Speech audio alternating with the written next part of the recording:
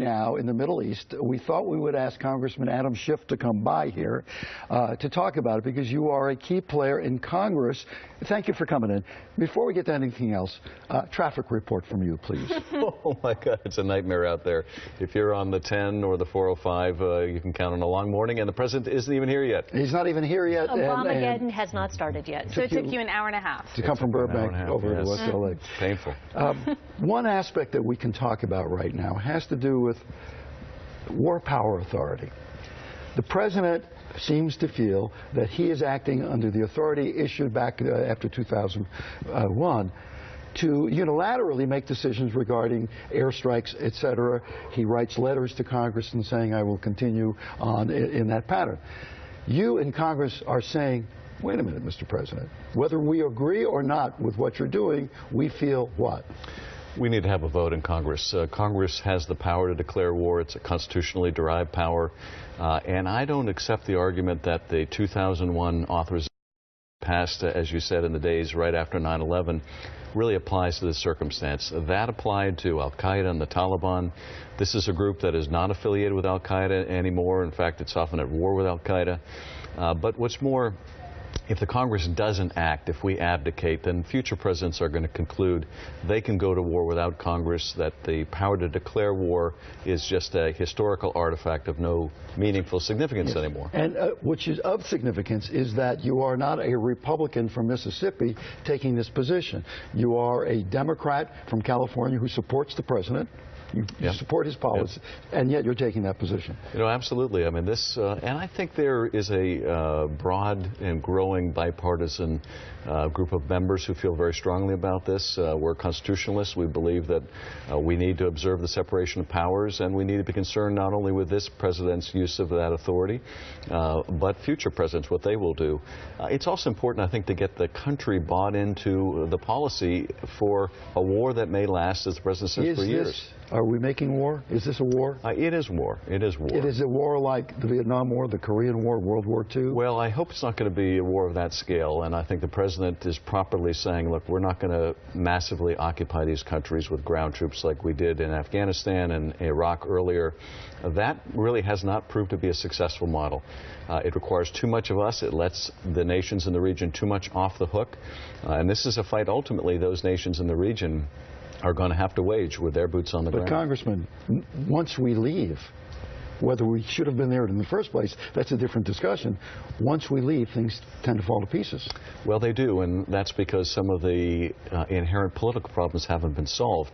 Here, some of those political problems are this conflict between Sunni and Shia, as well as this strain, this perverted strain that some are pushing within Islam, to say that you're justified in taking the lives of people who don't believe in the same God or believe the same way you do or pray the same way you do.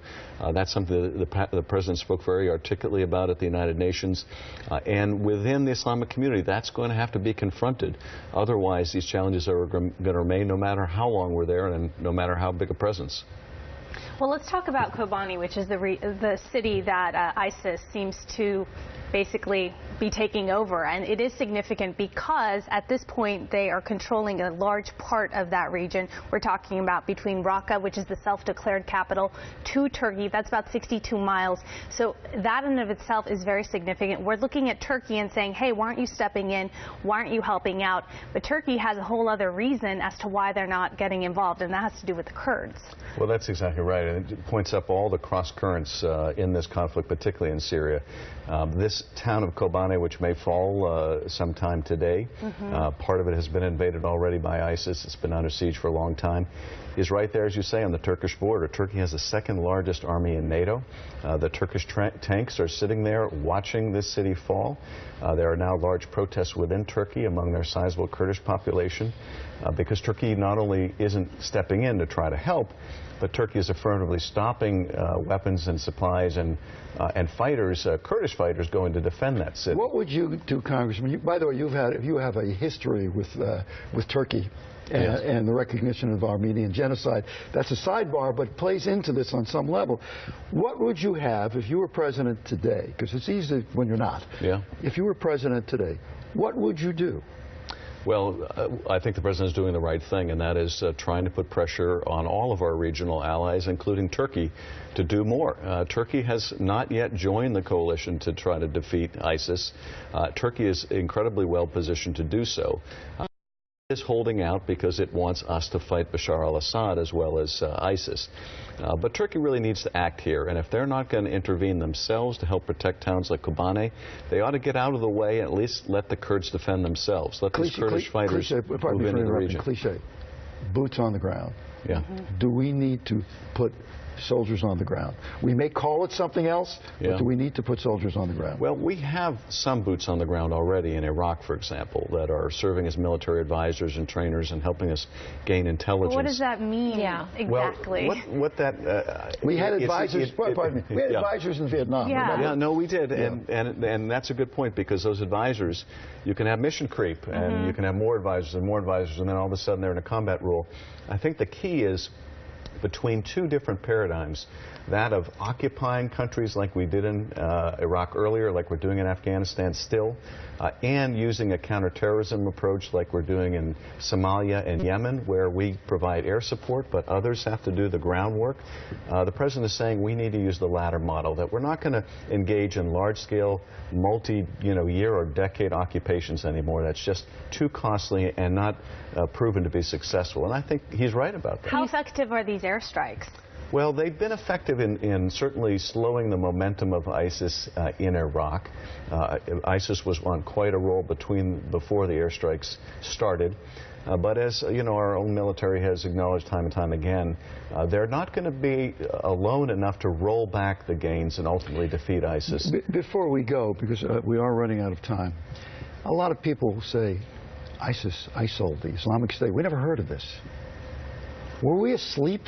Did we just not know? Suddenly, the scepter of what's happening here is shocking, and we weren't aware of it 6 months ago. No, we were aware that there was a growing al-Qaeda presence. It had more free reign within Iraq because of these sectarian policies by Nouri al-Maliki, the former Iraqi prime minister. So we were aware of its growth and its danger. What we didn't foresee is how quickly the Iraqi military would fall apart, and that ISIS would be able to grow so quickly with the support of the Sunni tribes. Can you give us a figure? How much money did we pump into the Iraqi army? Well, billions and billions of dollars. Billions of dollars. Wasted? And unfortunately, a lot of what we're spending now on these airstrikes is to defeat the equipment we gave the Iraqi military because it's being used by ISIS. So we're using American equipment to bomb America. Didn't that happen in Afghanistan? Before, it has happened before. Yeah, I know. There's blowback and blowback and blowback. All right. Listen, first of all, we thank you for coming out here today. And now are you going back home? I know. I feel bad sending you back into traffic. I've got to head back downtown, which is probably even worse. Thanks for coming by, Congressman out of Schiff. Thank you. Okay, Thank you.